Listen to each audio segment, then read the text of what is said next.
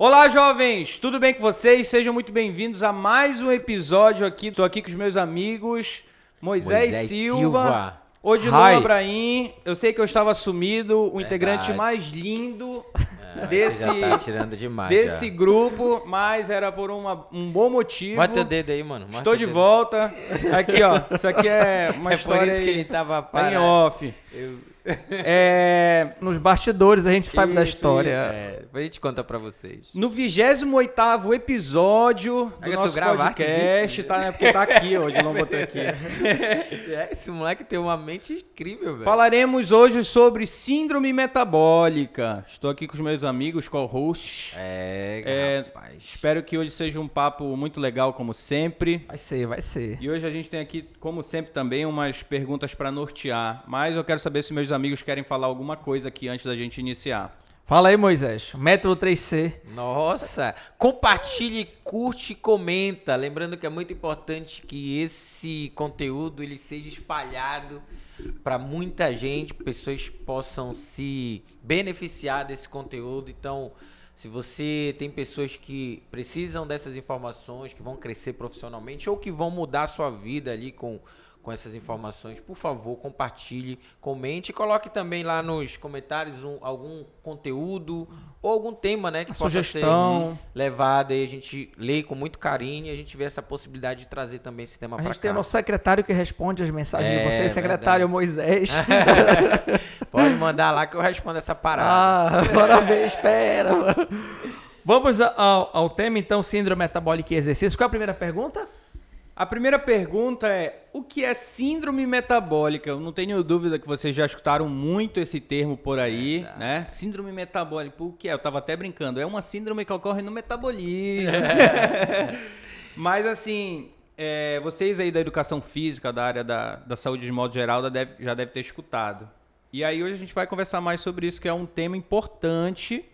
Eu li que a gente tem mais de 2 milhões de casos, mas eu acho que é superestimado isso aí, cara. Subestimado, né? Porque tem muita gente que não vai no médico, porque a questão da síndrome são vários... Hoje não vai falar sobre isso com mais maestria, mas essa ideia da síndrome envolve vários fatores ali, né, para caracterizar uma síndrome. Uhum. Mas de fato é isso mesmo, acho que as pessoas não buscam, né, porque se tu não vai ao médico, faz os exames, tu não tem esses dados, né? Eu gosto de fazer um paralelo às vezes com a depressão, porque às vezes para tu diagnosticar a depressão, tu precisa de um conjunto de fatores que tá ocorrendo ali em paralelo para dizer, pô, essa pessoa tem depressão.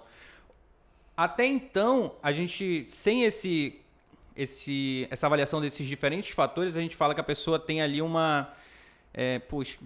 esqueci do termo agora, ela tem não é depressão que fala, ela tem uma propensão a ter depressão, Sim. Esqueci agora o termo. Sim. Sintomas de depressão. Sintomas depressivos, né? Isso, porque ali, para tu diagnosticar a pessoa com depressão, tu precisa ter ali um conjunto de fatores, né? Síndrome metabólica é da mesma forma, é um conjunto de condições que leva a gente a falar... conjunto, a gente pode falar, dentre esse conjunto, se a pessoa tem 3 ou 4 tipos, né, de condição, ela pode ser considerada uma pessoa que tem síndrome metabólica. Mas o Odilon vai explicar melhor pra gente aí, na tua concepção, o que seria a síndrome metabólica, Odilon? A síndrome metabólica é um distúrbio metabólico e está associado com alterações imunoendócrinas, que tem como característica ali a hiperglicemia, aumento de pressão, gordura central, obesidade central, disfunção do metabolismo ali, lipídios com HDL baixa, o triglicerídeo sobe. E esse paciente que tem esse distúrbio metabólico, qual é o grande risco? É a propensão maior para morbimortalidade. Tem maior risco também de ser afetado por câncer, de ter um infarto, acidente vascular cerebral. Tem várias propensões, na verdade, o paciente que tem síndrome metabólica. Como vocês falaram, são critérios de diagnóstico, são 5 critérios. Se você tiver 3 ou mais, você vai ser diagnosticado com a síndrome. Perfeito. E como a gente falou, é um dado subestimado. Por exemplo, eu trabalho com idoso e normalmente o idoso já vem com uma doença. Qual é? Hipertensão. Então ele já tem um critério. Ah, mas a minha pressão está controlada. Tá, mas se você toma uma droga antihipertensiva, é um critério porque você já tem a doença. Isso, só que está controlado pela droga, pelo remédio. Sim, é um critério. Se ele tiver circunferência de cintura elevada, Que o ponto de corte pode variar de homem para mulher, dependendo da população estudada, é outro critério. E o triglicerídeo alto, fechou. Sem a hiperglicemia, pode ser considerado também... Eu pensei que a glicemia era ali, assim, central. Era o fator central ali. Tipo, a pessoa pode ter outros 3 fatores, mas se não tiver a glicemia elevada, que é um pouco difícil, né? A pessoa ter pressão alta, obesidade central elevada... E que mais? Pode ser um HDL baixo, um triglicerídeo. É um pouco difícil, porque geralmente quando a pessoa tem esses 3, geralmente também ela pode ter... há uma grande chance dela ter uma hiperglicemia, né? Sim. Uhum. São 5 critérios. Se você tiver 3 ou mais, você tem a síndrome. Quanto mais critérios, maior o risco. E você vai atender pacientes que têm 3 critérios, pacientes que têm 4 e pacientes que têm todos. O cara que tem todos os critérios, ele tem mais inflamação e maior chance de morte. Essa que é a verdade. E um fator de risco muito alto é a idade. Quanto maior a idade, maior o risco para síndrome metabólica. Aí que tá. Esse é um gatilho muito alto. E a gente não vê campanha envolvendo o idoso. Tu percebes que existe campanha para pressão alta, para diabetes, tem campanha para câncer, mas não tem campanha especificamente para síndrome metabólica. E a gente tem um guideline que é da BESO, da Sociedade Brasileira de Obesidade e Síndrome Metabólica, e eles têm lá os critérios. Porque esses pontos de corte eles podem oscilar. Tem o guideline da WHO, que é a Organização Mundial da Saúde, da NICEP, que é a National Cholesterol Education Program, tem o guideline da IDF. Da IDF eles levam muito em consideração a hiperglicemia, que é a Federação Internacional de Diabetes. Então, dependendo do guideline, o ponto de corte ele muda. Mas os critérios são esses. Sim, show. Entendi.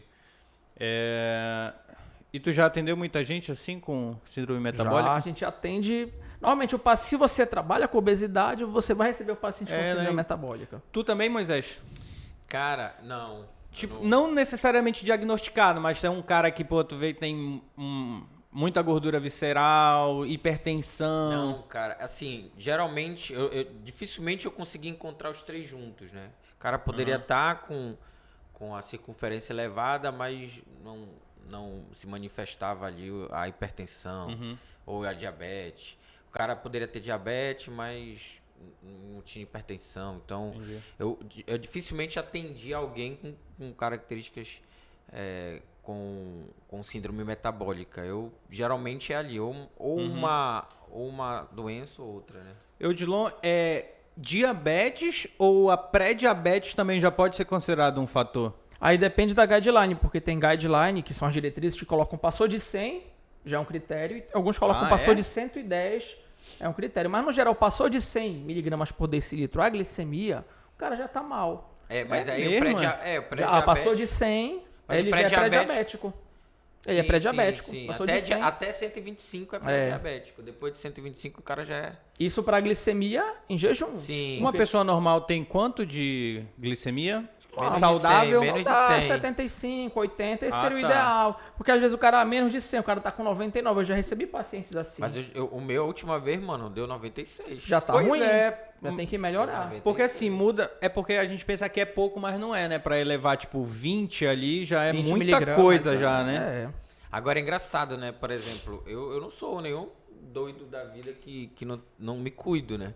Eu treino, me alimento bem. Mas mano, mentiroso, né? Quer mentir aqui pra galera? A rede nacional, mano. Vai. Não, mas ele treina assim, ele treina. Eu acho que ele, dessa galera aqui, ele é o cara que treina mais. É verdade que o Dilon enrola pra caramba. O Dilon tem hipertensão, mano.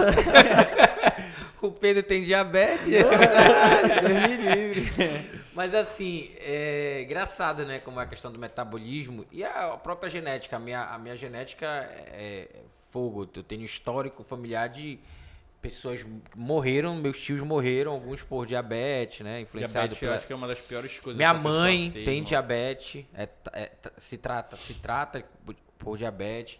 Então a questão genética é fogo. E se eu não me cuidasse, velho, eu já estaria, com certeza. Imagina. Sério, Moisés? Pô, eu tô com o último exame que eu fiz deu 96, velho. E eu tava de jejum. Quantas horas de jejum? Mais de 12 horas, pô. Entendeu? Mas por que tu se alimenta mal, Moisés? Porque tu tem um nível alto de treinamento. Tu treina praticamente todo dia, né, mano? Eu treino pelo menos 4 vezes na semana, cara. E não fico comendo muita pois besteira. Eu acho que Será que é o sono, mas eu acho que é a questão... Não, o sono também não... pode ser estresse, alguma coisa assim, mas comigo não é algo... Eu acho que é essa questão de tendência mesmo, cara. Não tem explicação, mano. Mas tu fizeste também hemoglobina glicada? Fiz, tava normal. Então, relaxa. Normal. A hemoglobina glicada tava normal. normal. Quanto foi que deu? 5 ponto alguma coisa? Foi 5.2, 5.3. Isso, acho que foi 5... Não tô lembrando aqui, mas foi 5.3, se eu não me engano. Mas tava normal. Então, assim... Mas mesmo assim, pô... Era pra estar dando menos de 90. Quanto é que dá quando tu faz? Já fizeste? Quantos anos? Dá 80, a minha glicemia. glicemia. Já fizeste? Não, vou ter que fazer esse ano. 75. Eu ainda não fiz. Pois é, então eu acho que isso aí é interessante. Por isso que tem que... Na real, acho que eu já fiz há um tempo atrás. Deu normal e eu tenho que refazer esse ano. E Odilon, quais são os... A gente já falou da questão dos critérios, né, cara? São 5 critérios. Sim, fala, só repete aí, vai. Se o paciente tem a pressão alta ou alta. droga antihipertensiva, se ele tem hiperglicemia, que o Pedro explicou, então normalmente passou de 100 mg por decilitro já é um critério. Triglicerídeo alto, passou de 150 mg por decilitro em jejum, triglicerídeo. HDL baixo, que é o ponto de corte vai mudar de homem para mulher. Normalmente o homem tem um HDL um pouco mais baixo do que a mulher. E o último é a circunferência de cintura elevada, que está associado com obesidade central. Muita gente confunde a circunferência da cintura com o abdômen, mas é mais interessante utilizar a cintura do que o abdômen. Por quê? E é simples o fato. Quando eu estou mensurando a circunferência da cintura, eu consigo associar de maneira mais forte com a gordura visceral. Quando eu estou avaliando a circunferência do abdômen, também tem gordura o quê? Subcutânea. Tanto é que a gente utiliza o plicômetro. Então, se tu quiseres associar com gordura visceral, parece ser mais interessante utilizar a cintura do que o abdômen. Cara, eu tô com meus exames. Tem alguma forma de tu... É porque é mais fácil também da cintura, né? Mas pegar a circunferência do abdômen com o plicômetro e tem alguma forma de tu pegar essas duas medidas e avaliar? Pode usar as duas. Quando eu utilizo o plicômetro é gordura subcutânea. Quando eu uso a fita é só a circunferência. Não, pois é, mas aí tipo tem algum... como é que chama? Não é regra o nome? É uma conta que tu faz lá, esqueci o nome. Uma equação. Pra tu teres gordura visceral, tem equação. Que aí tu usa a circunferência e o plicômetro e meio que tira uma diferença. A gente chama isso de perímetro corrigido, mas não no abdômen. Tem pra braço, pra coxa, panturrilha. Olha, Dilon, eu tô aqui com meus exames. A minha hemoglobina glicada deu 5,8. Mas tá ruim ter hemoglobina glicada. Por isso que a tua glicemia deu ruim também. E o que seria isso, Odilon? A hemoglobina glicada lembra da hemoglobina que ela tem... Mas o normal é entre 4... mas tá no limite igual... Pois é, tá ruim. O ideal é que fique abaixo de 5.7. Ali já tá muito próximo do pré-diabetes. Ou, dependendo do valor, já tá num riscozinho. Passou de 6.4 é diabetes. Mas aí tu não tá comendo muito à noite, Moisés? Não, mano. Não faz sentido, eu tô te falando, mano. O que eu vou fazer por exemplo, eu já tirei totalmente o açúcar, entendeu? Eu não tomo mais açúcar. Eu ainda tomava açúcar no suco, comia, sei lá, coisa que eu tenho que melhorar na minha vida é diminuir açúcar. Eu como muito glicemia, chocolate. 97, tá ruim. Olha, a hemoglobina glicada alta e a glicemia tá muito próxima do limite, aí realmente pode estar associado com o distúrbio do metabolismo da glicose. Outro é o colesterol HDL e o triglicerídeo. Colesterol HDL. Total, né? não, HDL eu quero. Vamos lá. HDL, lipoproteína de alta densidade. Quanto é HDL? Normalmente tem que passar de 45, homem. 43, mano. Tá ruim. É bom subir um pouquinho, E o triglicerídeo? Triglicerídeo. Olha, o colesterol... Deixa eu ver aqui. Se passar de 150 é bom dar uma reduzida. Triglicerídeo. 237. Pô, eu tô quase com síndrome. Olha aí, não foi combinado, viu? Só uma. Mas eu vou te dar uma... Quanto é triglicerídeo? Passou de 150. Não, tá bem. Deu 83. Quanto? 83. Tá bom, triglicerídeo. Mas aí dos 4 só um. Aí faltou a pressão, né? Se a gente verifica agora a PA, vai dar alta. Hoje já pensou, mano? Depois tu verifica aí a pressão. Não, agora não vai dar. Vai estar ruimzão, porque tu já vai estar tu tá nervoso, vai ficar Vou neurado. te dar uma sugestão. Não tô nervoso não, mano. Te dar uma sugestão.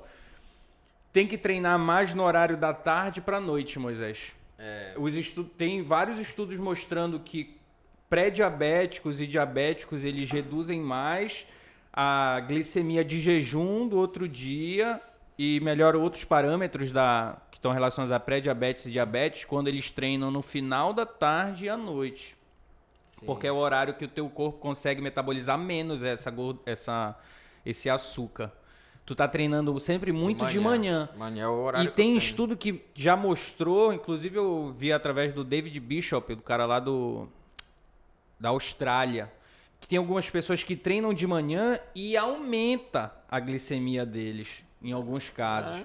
Tenta começar a treinar agora sempre no final da tarde, início da noite. Tá. E começa a fazer essa dosagem de glicemia em jejum do outro dia. Vou fazer essa parada. Começa a fazer isso, mas aí tu tem que ter um... Qual é o nome da aparelho? Um glicosímetro baratinho, R$60 um glicosímetro. Eu tenho lá em casa. Tu tem? Tenho. Pois é, começa a fazer isso. Começa a fazer agora, todo dia de manhã, quando tu acordar, sem um exercício à noite, pelo menos uma semana, treinando de manhã, e começa a fazer depois treinando no final da tarde, início da noite. Vou te mandar umas referências sobre isso, umas evidências. É interessante, cara. Cara, mas é isso, né? A questão aí do cuidado, pra tu ver, né? Imagina essa galera que não se cuida, né? Que tem eu vários... acho que eu tô mais de boa porque não tem na minha família, assim. Meu pai come, mano, não, muito açúcar, irmão. E ele vai fazer, tá sempre de boa o dele. Eu falei, esse velho tá muito sortudo, mano. Moisés que treina pra porra, velho. Ele não, mano. Ele não se cuida, não. Barrigão, mano. Agora ele tá... Agora a conta chega. Uma hora eu já falei. Agora ele tá se cuidando. Ele tá fazendo exercício e tudo mais. Fiquei preocupado agora. Não, mas tem que estar ligado, né? Não, tô de boa, mano. Eu sei o que fazer, entendeu? O que eu fiz agora é diminuir mais ainda. Eu ainda tomava... Eu não era de tomar suco direto, não. Mas quando eu tomava, às vezes eu exagerava um pouquinho quando era um aniversário, eu comia... Uhum. Eu tirei o açúcar total. Eu vou fazer daqui a 3 meses, eu vou repetir os exames. Eu como muito doce, velho. Eu sou... O meu mal é o chocolate, irmão. Eu comprei, tipo, uma caixa de bombom. Não façam isso, tá, pessoal? Comprei uma caixa de bombom garoto, tipo, segunda-feira. Já nesse dia eu comi uns 5. Tem vezes que eu como a metade. Pois 5, 6 e às vezes os biscoitos. Aí tô sem treinar muito por causa do meu dedo. Mas aí, geralmente... A gente tem os fatores de risco, né, cara? Que a gente pode aqui elencar, enumerar... Fala aí, Odilon, quais são os fatores de risco? Envelhecimento. Envelhecimento é um fator de risco. Cara, mas eu tenho 30 anos, mano. Mas é um fator de risco. 3.0 eu tenho, eu sou mais novo que vocês dois. Passou dos 30, já tem que estar preocupado. Uma característica do envelhecimento é rigidez arterial. Quando tem rigidez arterial, aumenta a resistência vascular periférica, aumenta a pressão. Aí o cara já tem um critério. Então, a idade é um fator realmente que está associado. Gênero masculino, onde é que o homem acumula gordura? Barriga. Na região central. Então, aquele aspecto androide. Então, às vezes, o homem ele pode ser mais propenso à síndrome metabólica, dependendo da idade, né? A mulher ela tem um risco maior pós-menopausa. Sim, por causa de todas as alterações hormonais. Exatamente. Então, pós-menopausa, a questão endócrina é um fator de risco para a mulher. Entendi. Para o homem também pode ser. Mas existe essa pesquisa mostrando uma prevalência? Tem vários estudos. Quando tu chega ali próximo de 70, 60 anos, vai pareando homem e mulher, mas antes disso o homem acaba sendo mais propenso, porque o hormônio feminino, o estrogênio, ele acaba tendo um efeito de ateroproteção, a mulher não acumula tanta gordura na região central, então meio que o risco para ela, digamos assim, é um pouco menor, mas ela tem realmente a probabilidade também se não se cuidar. Sim, perfeito. E aí, Pedro? Como é que o exercício ele consegue ajudar as pessoas nesse sentido? Cara, o exercício é essencial. A gente tem que entender que o cara que tem síndrome metabólica, ele tem um perfil. Qual é? É inflamação clínica de baixo grau. Uhum. Aí eu tenho que fazer o exercício para expressar as exercinas que têm efeitos anti-inflamatórios. Isso qualquer exercício? Os dois, aeróbio e força, fazem isso. Mas tem um que libera mais, não? Olha, depende de uma série de fatores. Intensidade, quantidade de grupamentos musculares envolvidos, volume de treinamento. Mas no caso, para glicose, eu penso que musculação é mais interessante. Os dois são interessantes. Tu tem que olhar também o perfil das proteínas, porque, como o Odilon falou, as exercinas, que são as miocinas expressas em grande parte após o exercício, durante e após o exercício, elas são diferentes classes de proteínas. E aí, quando tu faz uma intensidade diferente, tem uma classe que expressa mais. Quando tu faz um modelo de treino diferente, tem uma outra classe que expressa mais. A literatura científica, ela ainda está caminhando nesse sentido para estar catalogando assim, poxa, a gente tem uma evidência forte que musculação aumenta mais a expressão de GLUT4, por exemplo, em relação ao exercício cardio. Perfeito. Aí tu tem que ver uma série de fatores, mas assim, de modo geral, como o Odilon falou, o exercício em si, tem que fazer força e tem que fazer cardio, não só por isso, mas por vários outros fatores, né? Para controlar a pressão, para reduzir gordura visceral. A combinação das modalidades sempre vai ser a melhor opção, na maioria das vezes. Sim, na maioria das vezes. Concordo também. E alta intensidade, aparentemente, pode ser melhor. Tem uma proteína que é um coativador de transcrição, chamado de PGC1-alfa. PGC1-alfa, ela, digamos assim, que é uma proteína-chave na transcrição de várias outras proteínas. Então, a PGC1-alfa ela vai participar da transcrição de proteínas mitocondriais. A PGC1-alfa ela vai participar da transcrição de proteínas do metabolismo do açúcar, como a GLUT4, de proteínas relacionadas à angiogênese, né, que tá ali envolvido na criação de novos vasos, sanguíneos. É o fator de crescimento vascular endotelial. Isso, perfeito. Então, assim, essa PGC1-alfa, de acordo com a Bente Pedersen, que é inclusive a mulher que criou esse termo miocina, ela é aparentemente dependente da intensidade, como o Odilon falou, e da quantidade de massa muscular envolvida nos exercícios que tu faz, entendeu? Então, no meu ver, é isso. É a combinação e tentar treinar um pouco mais intenso quando tu puder. E eu tava lendo, tem um artigo da Cell, olha que loucura, cara. Tem uma citocina, uma miocina, que é a IL-6, que ela tá associada com a oxidação de gordura visceral. Eles pegaram um grupo e eles bloquearam a IL-6. O outro não ficou bloqueado. O grupo que teve o bloqueio não perdeu gordura visceral. Olha que interessante. Então, se você utiliza algum remédio, ela foi bloqueada por meio de um remédio, se você utiliza algum remédio, isso também pode gerar um certo conflito com o exercício. Por isso que a gente tem que entender um pouquinho de farmacologia, querendo ou não. Sim. Por exemplo, na época lá do mestrado, a Regiane trabalhava com dexametasona, que é o principal anti-inflamatório utilizado no mundo. Só que o uso crônico da dexametasona, ela causa hiperglicemia. A gente até utilizava para induzir o rato ao diabetes. Sim. Então, o paciente que tem uma doença reumática, ele é muito propenso lá na frente a ter hiperglicemia, síndrome metabólica, síndrome de Cushing.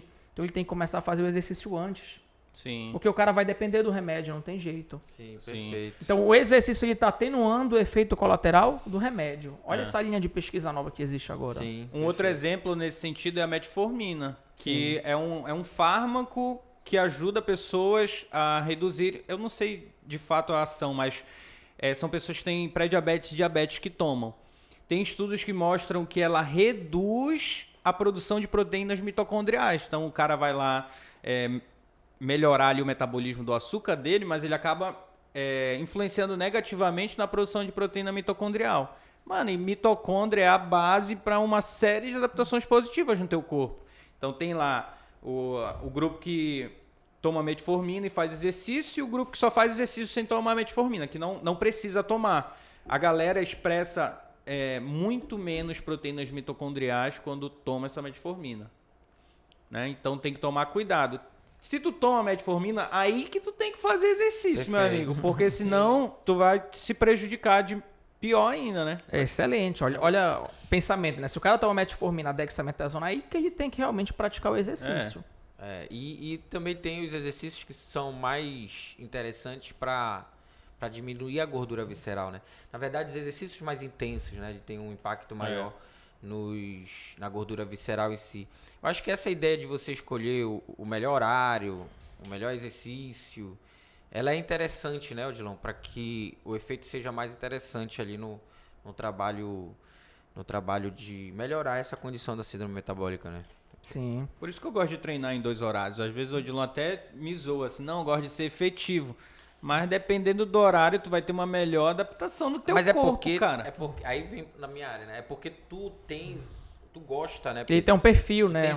Não é só... É isso, o perfil, tu gosta, tu não consegue te ver hoje sem o exercício. Mas pra quem quer construir um hábito, o ideal é que ele mantenha um horário fixo. Pra construção de hábito, né? Principalmente de manhã também. Ou depende, Moisés? Não, depende. Depende de como depende ele da gosta, rotina, ele gosta, né? depende da rotina, depende da dificuldade de chegar num determinado local. Dá pra fazer em então, casa, digamos mano, que a também esse pessoa tenha muita dificuldade de treinar porque ela já está muito estressada depois do trabalho. Então é melhor fazer antes. Sempre o ideal é logo no início da manhã, né? Nesse caso especificamente. Não tem desculpa, só o sono.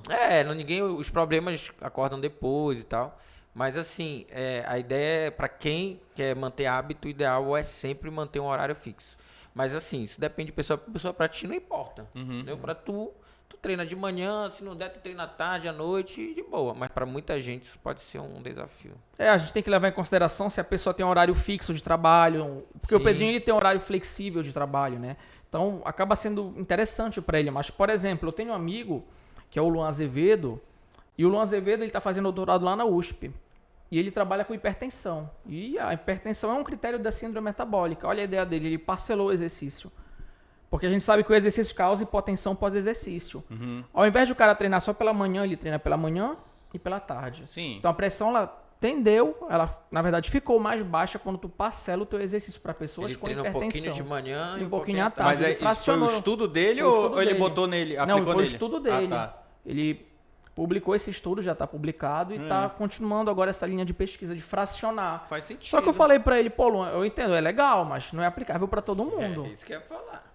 Mas se o cara que tá doente, que quer se cuidar, que tem tempo, é uma opção. Sim, Eu concordo claro. também com Aí, isso. né? Claro. Foi até uma discussão, um debate que eu tive com um rapaz na universidade Instagram, que a gente tava falando assim, não, treinar de manhã é melhor para reduzir, para emagrecimento de modo geral e tal, e ele, não, o melhor, tem que olhar pro lado comportamental, o melhor horário para a pessoa e tudo mais, se for à noite, ela vai fazer à noite, vai emagrecer. Eu concordo, só que a ideia quando a gente fala em um melhor horário é para você ter os melhores resultados possíveis. Claro, com certeza. É nesse sentido, é a mesma coisa como o teu amigo fez aí. Ele encontrou uma nova forma ou validou ali, ou pelo menos iniciou essa validação de uma outra forma de tu tomar tomar a dose do exercício. Para maximizar. E que te dá um resultado mais efetivo. Né? Faz muito sentido, que é como tu tomasse um remédio, sei lá, de 8 em 8 horas, como tu toma às vezes, né? Para pressão ou para... Sim, concordo. Ele publicou numa revista porrada de hipertensão. Ele é um cara que está muito tempo pesquisando hipertensão, é um cara muito bom. Deve estar finalizando o doutorado dele na USP agora, porque o cara tá na USP, né? Então o cara é bom, pelo menos. O cara que tá lá é o cara que... não é qualquer pessoa que entra ali. Imagina só tu tomar um remédio que tu tem que tomar de 24 em 24 horas. Ele tem que ser muito potente, cara. São poucos os remédios. Acho que uma vez só que eu tomei na vida um remédio de 24 horas em 24 horas. Tu tem que... Tu tem que estar tomando ele a dose alta. De 8 em 8, né? Sim, geralmente. Sim. E é até interessante porque quando a gente atende o paciente que tem síndrome metabólica, o cara chega com uma polifarmácia. O cara que tu estás atendendo ali não toma um remédio. Às vezes ele chega com 5, com 6. Ele começa a treinar contigo e aí às vezes ele reduz a quantidade de remédio. Lógico, quem vai reduzir isso é o médico. Mas o cara que tomava 6 remédios e hoje toma 3, é uma diferença absurda na saúde e na qualidade de vida. Tu monta um gráfico, entrega isso pro teu aluno, tá aqui, olha, a quantidade de remédio. Pro Figueiredo dele, então, hein? Inclusive, o aluno precisa ter essa consciência. A gente tem que começar a ter essa visão um pouco mais clínica do exercício. Porque, cara, é um mercado que só vai crescer. Porque as pessoas estão cada vez mais doentes, se a gente for analisar, né? É um mercado que só vai crescer. E a questão da cultura da estética é muito forte ainda, mas isso é uma questão de educação mesmo. Você vai educando, mostrando. E tu tendo essas possibilidades de análise, entregar para o teu paciente ou teu aluno, no caso, né? Esses resultados, cara, é fundamental, porque tu muda a mentalidade do paciente. Imagine, daqui a um tempo, pô, mano, fiz o exame de novo, tu acredita? Deu 90. Então, pô, já sei que eu já tô melhor. A hemoglobina glicada deu 5,3. Então, isso aí gera uma motivação a mais, entendeu? Só pra tu ter noção, eu parei de tomar açúcar, comer. Eu comia em hora que não era muito. Lembra do Fernando Faro, que ele tava falando aqui. Eu tomo café com açúcar. Eu tomo café sem açúcar. E para tu ver que não é algo... Mas, mano, deu... Mas quando tem um brownie aqui, ele come metade, né? Aí que... tá vendo só? Te peguei mas eu agora. não sumo brownie todo Água dia. de coco, Água que de nem o coco. cara tava falando aqui. Água de coco, Toma imagina. 3 litros de água de coco Não, por eu dia. tomava suco direto, assim, tomava muito suco no dia a dia. Banana, tem muito açúcar. Se tu ficar comendo 4, 5 bananas no dia, mano. Uva, tem muito açúcar e tal. Verdade. Então são coisas que tu tem que ter cuidado. Às vezes é saudável, mas você tem que É a dose, equilibrar ali pra não te trazer prejuízo. Mas assim, se tu for falar, Odilon... Tu é viciado em banana, Moisés? Adoro. minha principal fruta. Beleza.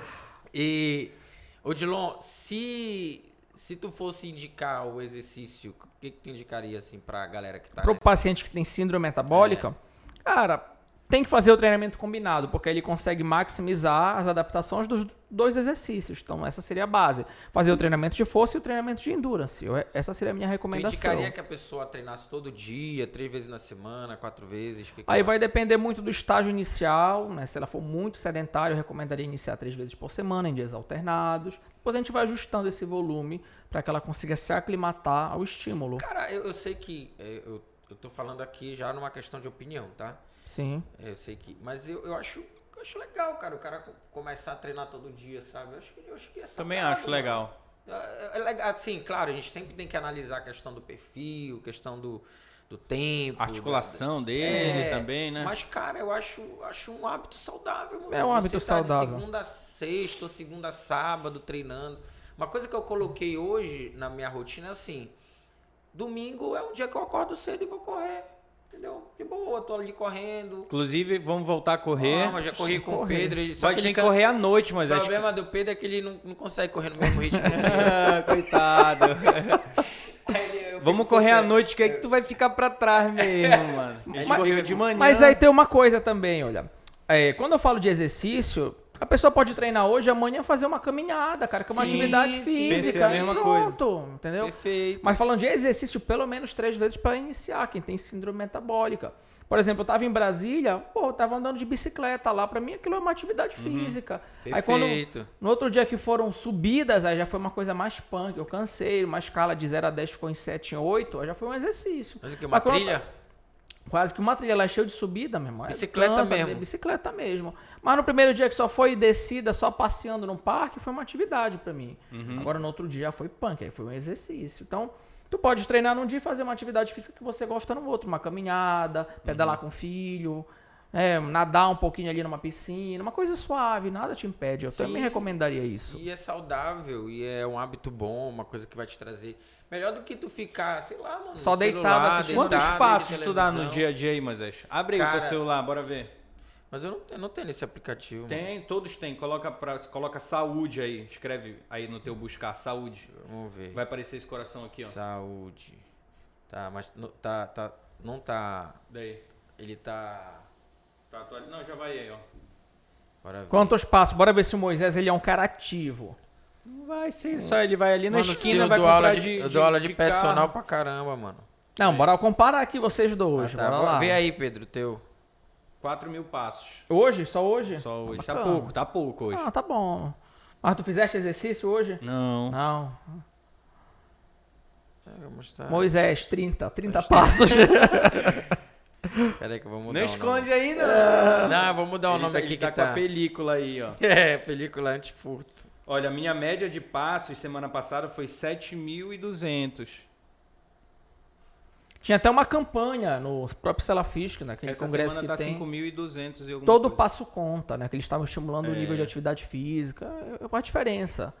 Se tiver Cara, ali eu uma, gosto uma, muito de caminhar, mano. uma escada, use a Eu escada. gosto Quantos né? passos? Onde é que veio aqui, Pedro? Deixa eu ver. Tá aqui, bebê. 4.800 passos. Quanto é o teu que deu? 4.000. Olha aí, tá dando Ele ganhou essa daí. porque eu dou aula de personal, então eu tô direto dando aula, pô. Eu dou aula na faculdade também, eu não fico sentado. Hoje eu só dei uma aula, então por isso que eu acho que eu caminhei pouco. Mas a minha Hoje média é eu dei 7.000. Qual é a tua média lá semana passada? Vê aí. Ô, cara, tu não consegue ver aqui, Não mano. sei, mano, mexi nessa parada aí. Distância a pé. É porque o teu tá em km aqui. O teu tá Em passos. Em média, a distância que você caminhou e correu na semana passada foi maior que na semana retrasada. 4 km por dia. Olha aí, mano. 4 km por dia. E aqui 5 km por dia, de 6 a 12 de março. Mais um pouco se ele aí agora me diz, Mas faz essa diferença aí com tu começar a treinar à noite agora, mano. Tá, tô te falando, mano. Eu vou. E tu refaz em 3 meses o teu... Depois das 18 eu consigo alguns dias. É excelente depois das 18. Mas Pedro, então... O Pedro já... O Pedro também, né? O Pedro também. Então, Pedro, tu também indica essa estratégia aí de você colocar a musculação junto com treino de aeróbico, né, de resistência cardiovascular com uma intensidade mais alta. E aumentar a atividade física também, tu indica também que tu entende que é interessante que a pessoa consiga colocar todos os dias lá Eu gosto também dessa ideia e nem sempre treinar em alta intensidade, como o Dilon falou, depende da condição física da pessoa, do aluno, do nível de treinamento, mas tu treina todo dia? Tu treina? Eu gostaria de treinar todo dia, mas ultimamente faz mais ou menos 1 mês, 2 meses assim que eu tô treinando menos do que eu gostaria. Sim. Sempre acontece, tá precisando fazer alguma coisa. Eu tava sentindo dor no meu pescoço, lembra? Mês passado, aí fui fazer exame e tal, não sei o que, foi uma inflamação nessa articulação aqui. Possivelmente um supino errado que eu tava fazendo, descendo muito. Aí voltei a treinar, tava treinando bacana. Aí fui tomar um banho de piscina, passei o dedo no fundo da piscina, 3 pontos. Já tô passando uma semana sem treinar direito. Mas aí, há 2 dias atrás eu falei, não, cara, hoje eu comi muito doce, tipo, comi 5 bombons e comi umas coisas que nem precisava. Mano, assim. tu tem glicosímetro na tua casa? Faz aqui glicosímetro, depois bora testar depois. Não quero. Ah, tu tem medo? Não, eu vou fazer. Eu preciso estar em jejum, porra. Eu quero saber, vai. A ideia seria em jejum, mas dá pra fazer a glicemia casual. Dá, mas eu não tô afim, não. Ele não quer a glicemia casual. Não quero a de jejum. Não tô, não. Tu pode fazer aí se quiser, otário. Eu já fiz aqui meu exame. Não, é que a gente quer ver a casual. Sim, E aí eu fui lá fazer um treino, eu fiz HIIT e tal. Quando eu tô na dúvida do que treinar, eu faço cardio. Porque eu considero que ele tem uma... Eu considero que o treino cardio ele tem benefícios a nível metabólico um pouquinho maior que a musculação, talvez. Eu posso estar... Tem pessoas que podem pensar de forma diferente, mas assim, na dúvida entre musculação e cardio, eu sempre prefiro fazer o cardio. Né, cara? Mas assim, quando a gente fala de ganho de massa muscular, é interessante para quem quer melhorar a resistência, né? A insulina, sim. Sim, é importante. Não, porque eu faço aumenta também. A quantidade de massa muscular, então tu tens uma melhora nessa resposta metabólica. Mas aí tu precisa também melhorar essa função específica do músculo. Sim, não aumentar, não é só necessariamente a massa muscular. Não, sim. Aí tu mescla, né? A ideia é mesclar porque tu melhora tanto a resposta quanto a função. Então, aí tu pode, por exemplo, fazer um treino mais metabólico, assim, com mais repetições, com uma velocidade maior, e fazer um agachamento e tal. 5 séries de agachamento, 30 segundos, 1 minuto de agachamento, que aí vai ser quase um cardio, né? Perfeito. Não, é isso mesmo. Tipo, se for fazer, 3 séries de 4 repetições, não sei se vai ter a mesma atuação como um treino com uma densidade maior, entendeu? Com 20 repetições, em cada série. E, Odilon, cara, pra gente fechar aqui, que o Pedro fala pra caramba. É porque eu tava com saudade de vocês, pô. Tô aqui já 3 semanas, esses moleques eles vão gravar, na real, não tava vindo, porque eles estavam se escondendo. Hoje não vai ter gravação, aí eu olho na internet, mas eles estão gravando, mano. Não, nós gravamos. Eu não gosto de gravar só com o Odilon, que nem é engraçado. Teve um dia que eu tava participando, mas eu tava nos bastidores também, no dia da Rejane. Inclusive, foi o episódio mais acessado. Quando grava nós 3, é mais engraçado, eu acho. O Odilon é, sei lá, sem graça. O Moisés é sem graça. Fica todo mundo sério, não, porque o exercício físico... Uma coisa estranha. O bicho tá me imitando, aliás. Mas assim, fala aí a aplicação prática, umas 3 aplicações práticas pra galera colocar. Eu acho que uma aplicação prática para o profissional de educação física que trabalha com síndrome metabólica é aprender a interpretar exames laboratoriais, cara. Isso faz muita diferença. O cara que Pega um exame hoje e fala pro paciente, olha, bora reduzir glicemia, hemoglobina glicada do Moisés tá todo alterado aí. Se eu falar assim pro Moisés, bora reduzir glicemia, hemoglobina glicada, HOME-R, insulina, triglicerídeo, né? Aumentar HDL, reduzir LDL, reduzir proteína C reativa, pô, o cara vai me olhar assim, esse bicho tá entendendo. E interpretar exame laboratorial, galera, não é pegar o exame que tá dentro e fora aqui do ponto de corte. Não é isso. Não é isso. Saber associar também eles, associar. Né? Até porque o cara sabe ler, né? O cara vai dizer, pô, eu sei que eu tô fora, que tá dizendo aqui, fora da normal. Exatamente. Associar com a condição clínica, estabelecer uma meta, correlacionar com exercício. Tudo isso é importante. Sim. Então, assim, uma aplicação prática. Aprenda a interpretar exame laboratorial se você vai trabalhar com síndrome metabólica. Faça o curso clínica... Como é o teu curso, Edinho? Avaliação clínica, física e antropométrica. Mas eu vou lançar um curso só de interpretação de exame laboratorial, que é sobre isso. Mas já dá para colocar na descrição esse do dá, vídeo? Esse dá para colocar o de avaliação. Já vai estar já na tem descrição uma parte do vídeo. Ele não merece, mas eu vou fazer esse merchan aqui. Tem que dar uma aula lá, então, no mestrado que eu tô, de farmacologia, pô. Farmacologia não é minha área. A parte de interpretação de exame, sim. Mas a de farmacologia é uma área que eu não domino muito. Bioquímica clínica, pô. A bioquímica clínica, sim. Bioquímica clínica, tranquilo. Sim. Sim, Odilon, acaba aí, meu filho. Tá, então é filho dele, é? É doido, é. Uma outra aplicação prática. O paciente que tem síndrome metabólica, faz os dois, cara. Faz força e endurance. Cara, não complica, não tem segredo. A galera, não, vou defender essa bandeira. A galera tá numa época se degladiava. Cara, pega os estudos. A maioria dos benefícios é quando o cara faz um treinamento combinado. A maioria das vezes você vai perceber que é treinamento combinado. Então é uma outra aplicação prática. E eu acho que a última é que, se tratando de síndrome metabólica, tu fazeres uma avaliação muito clínica, importante, mas também avaliação funcional, porque normalmente o idoso ele tem propensão a síndrome metabólica, e se ele melhora a funcionalidade, faz uma diferença absurda na vida dele. Então também avalia a funcionalidade do seu paciente da terceira idade que tem síndrome metabólica. Acho que seriam 3 dicas aí para você estar aplicando amanhã. Show de bola. Cara, é isso, né? Quer falar mais alguma coisa, Pedro? Eu vou também falar aqui 2. Vou falar uma sobre o horário do exercício, que é importante. Bacana. O horário do exercício, cara, vocês têm que se ligar nisso aí, que é importante. Se você puder treinar à noite, estiver numa condição de pré-diabetes, diabetes, tem evidência mostrando, e a maioria das evidências agora, a maioria dos estudos, né, mostrando que treinar final da tarde, início da noite, aparentemente é melhor para o metabolismo da glicose, comparado ao turno da manhã. E não só para esse metabolismo da glicose, mas também aí o perfil da gordura circulante, HDL, LDL, né? Enfim.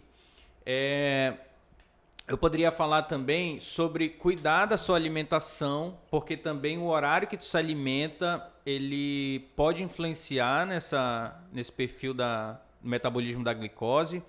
Tem evidência também saindo sobre alimentação com restrição de tempo, que seria aí o jejum intermitente. Sim. Mas a alimentação com restrição de tempo mesmo.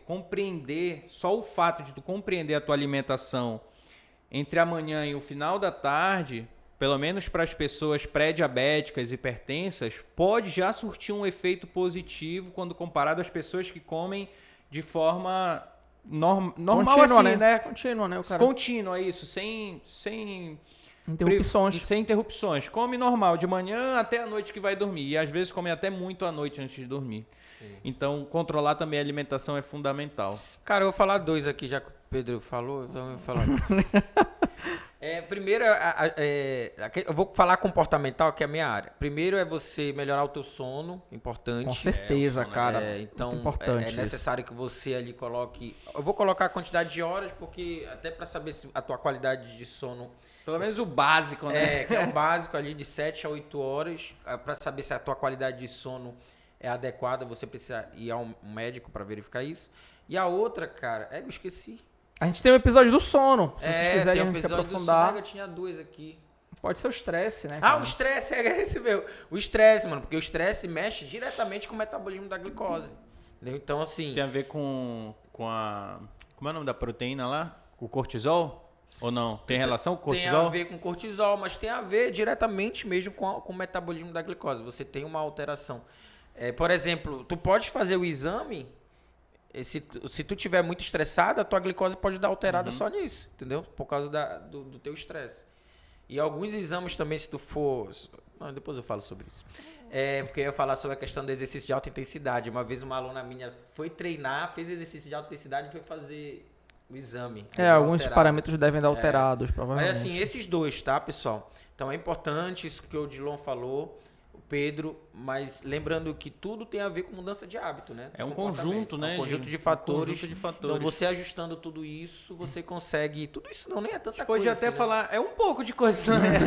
Mas a gente podia falar... Ele te falou de 7, pô. 7 fatores aí. 3, 2, 2.